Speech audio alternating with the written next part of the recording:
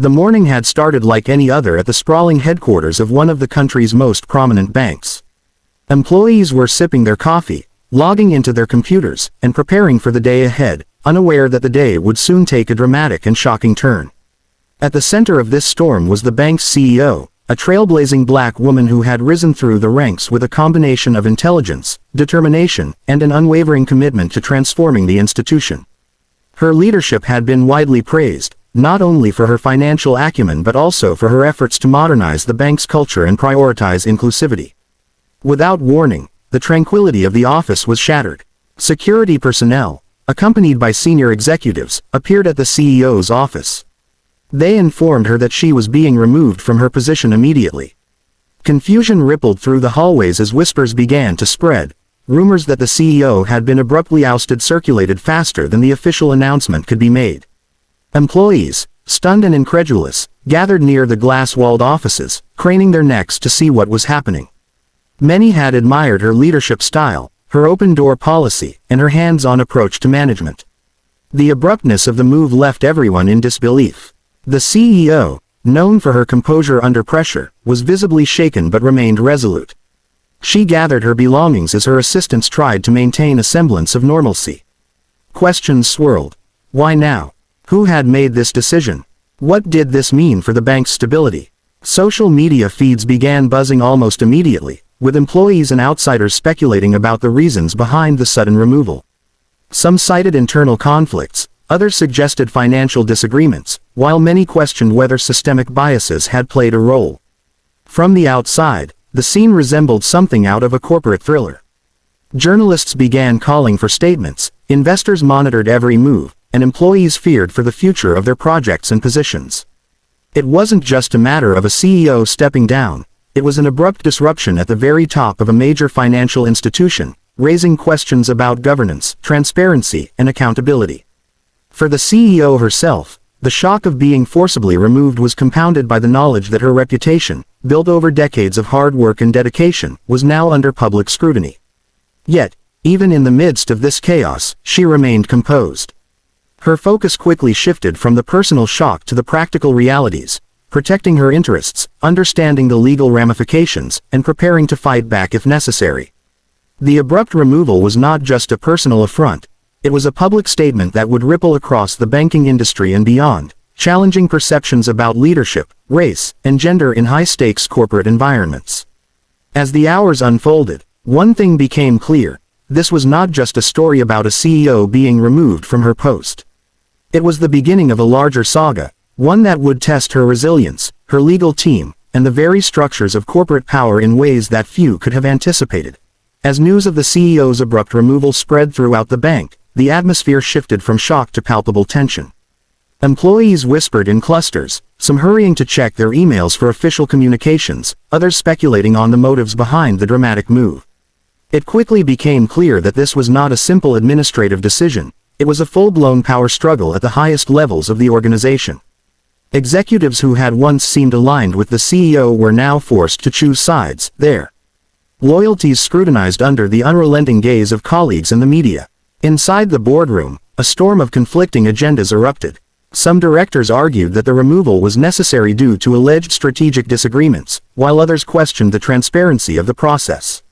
Tensions escalated as heated debates over leadership, authority, and the future direction of the bank spilled into the corridors. Employees who had once admired the CEO's vision now faced uncertainty, unsure which policies or initiatives would survive the shake-up. The disruption created an unsettling ripple effect, with ongoing projects suddenly paused and decision-making processes slowed to a crawl. Meanwhile, outside observers took notice. Financial analysts speculated on how the abrupt leadership change might affect the bank's stock value, while journalists sought statements from both the ousted CEO and the board. Social media platforms became battlegrounds for opinion, with supporters of the CEO condemning what they perceived as an unjust and potentially discriminatory move, and others questioning whether internal conflicts had necessitated her removal. Hashtags began trending, and news outlets began covering the story as more than just a corporate shake-up. It was becoming a symbol of a broader conversation about race, gender, and authority in the business world. The CEO, despite being removed from her official role, refused to retreat quietly. She maintained communication with trusted advisors and allies within the organization, seeking clarity about the process that had led to her removal. Her phone rang incessantly as colleagues, mentors, and even former rivals reached out, offering support, advice, or updates on internal developments. The board's decision, once hidden behind closed doors, was now being dissected in public forums, press releases, and private conversations alike. Every statement, or lack thereof, had consequences, further intensifying the power struggle. Amid the chaos, the employees found themselves caught in an impossible position. They wanted stability but were now forced to navigate an unpredictable leadership landscape. Morale wavered as rumors circulated about possible resignations, restructuring plans, and legal battles. The bank's culture, once defined by collaboration and inclusivity under the CEO's leadership, now faced the risk of fragmentation.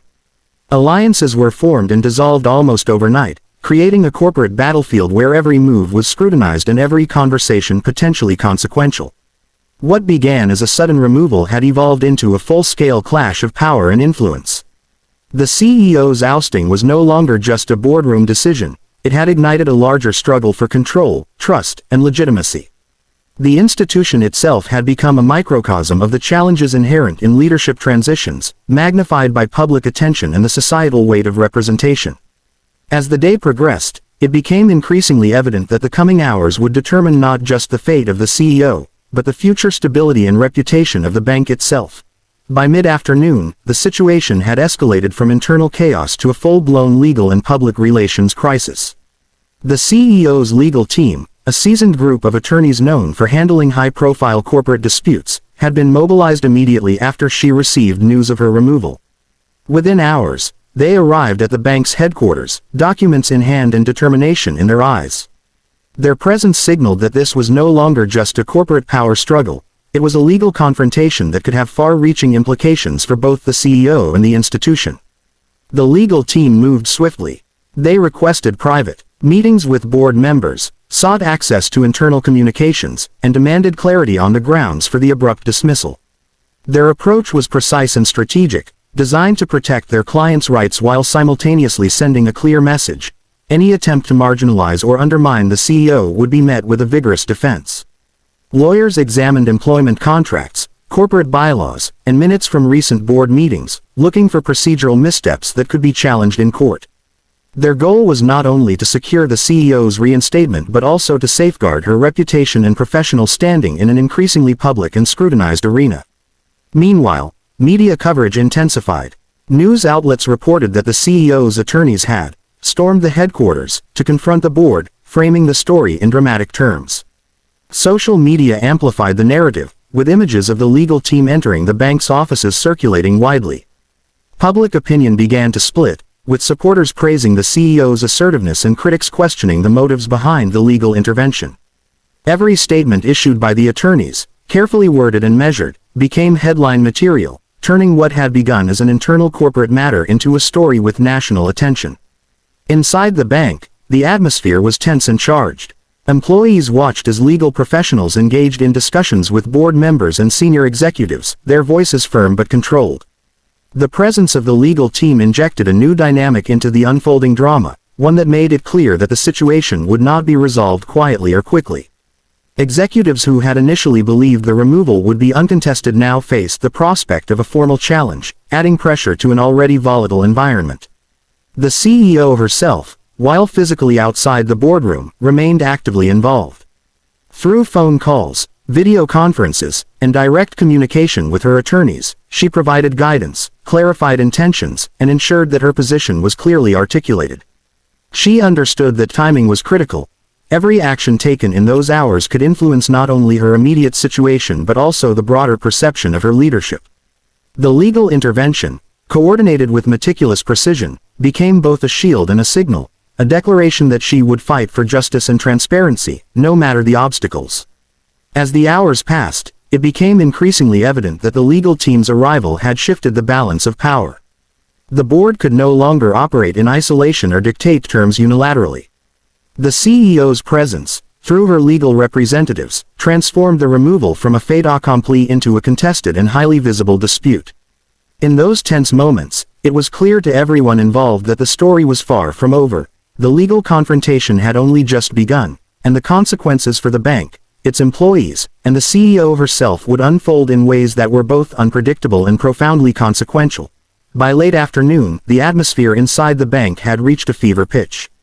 The CEO's legal team, armed with documents, evidence, and a clear strategy, confronted the board in a tense series of negotiations. What had begun as a straightforward dismissal had transformed into a high-stakes showdown, with both sides aware that the outcome would have lasting consequences for the bank, its employees, and its public reputation. Every word, every gesture, and every decision carried weight, creating a charged environment where a single misstep could shift the balance of power. The board, initially confident in their decision, found themselves under intense scrutiny. The legal team challenged the legitimacy of the removal, highlighting procedural irregularities and potential violations of corporate governance rules. Questions about transparency, fairness, and fiduciary responsibility were raised with precision and urgency. The atmosphere in the room was electric. Lawyers and executives spoke in carefully measured tones, yet the tension was palpable. Employees and mid-level managers, observing from nearby offices, watched as a battle unfolded that seemed more suited to a courtroom drama than a corporate setting. Negotiations stretched on for hours, with each side holding firm to their position. The CEO's attorneys pressed for immediate reinstatement, citing contractual protections and ethical obligations. The board countered with arguments about strategic misalignment and organizational stability. Yet beneath the formal language, there was a subtle war of influence. Internal alliances were tested, loyalties questioned, and the pressure on each individual magnified. The CEO's presence, even indirectly through her legal team, served as a constant reminder that this dispute was not simply procedural, it was personal, professional, and symbolic. Outside the boardroom, the stakes were equally high. Investors and stakeholders closely monitored the situation, knowing that the bank's stock and credibility were on the line. Media coverage amplified the drama, reporting on every development and intensifying public interest. The CEO's assertive stance, coupled with her legal team's strategic maneuvers, generated widespread attention. Social media commentary ranged from admiration for her resilience to speculation about potential outcomes, creating an environment in which public perception became nearly as important as the negotiations themselves. Despite the tension, there were moments of careful calculation and strategic compromise. The CEO's legal team demonstrated patience and discipline, carefully weighing each demand and response. Their focus was not only on immediate reinstatement but also on preserving long-term credibility and authority.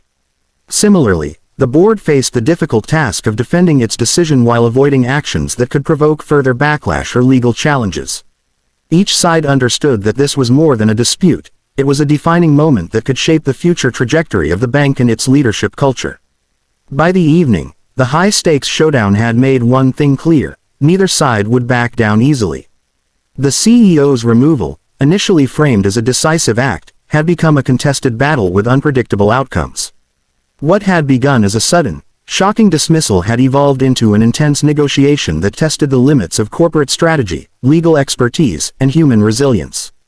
In the charged tension of that boardroom, it became evident that the next moves would not only determine the fate of the CEO but also redefine power, accountability, and leadership within the institution for years to come. As the dust settled from the intense confrontation, the bank found itself at a crossroads. The removal of the CEO, initially framed as a swift executive decision, had sparked a wave of legal, social, and corporate scrutiny. Employees returned to their desks with a mixture of relief and apprehension, aware that while the immediate conflict had paused, its repercussions would continue to shape their daily work life. Morale remained fragile, as staff navigated the tension between loyalty to leadership and the uncertainty of the institution's future. For the CEO, the aftermath was a complex mix of vindication, challenge, and renewed purpose. Her legal team's swift intervention had forced the board to reconsider their actions, and public attention had rallied support for her. Media coverage highlighted her resilience and professionalism, reframing the narrative from one of abrupt removal to one of a leader standing up against potential injustice. Yet, the battle had also taken a toll. Her reputation, though largely intact, was now intertwined with a highly publicized corporate struggle, meaning every next move would be scrutinized not only by the board and employees but by the public, investors, and future employers. The board, meanwhile, faced the consequences of their decision-making under pressure. Investors demanded transparency, regulators monitored compliance, and analysts debated the stability and governance of the bank. The episode exposed vulnerabilities in corporate protocol, highlighting how quickly internal conflicts can escalate into public crises. Internally, relationships among executives and directors were strained, as some had sided with the CEO while others had backed the board's actions.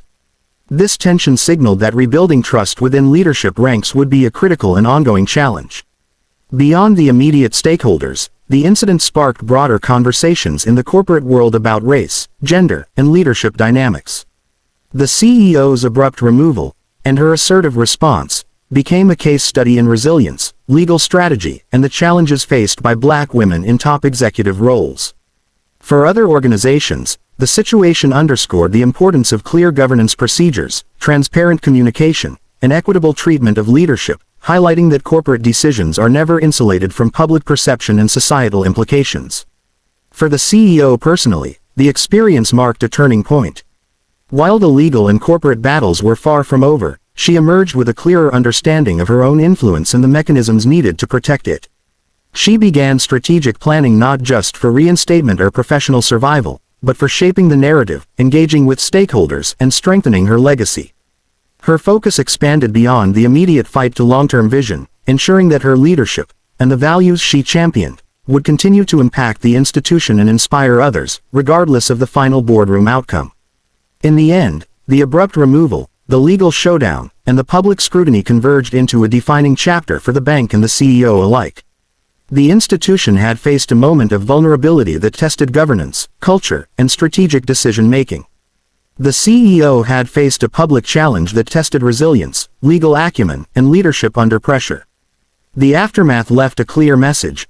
Leadership is not only about authority or position but also about integrity, courage, and the ability to navigate crises with intelligence and resolve. How the bank and its leaders moved forward from this point would define not just corporate success, but the story of accountability, fairness, and perseverance in modern business.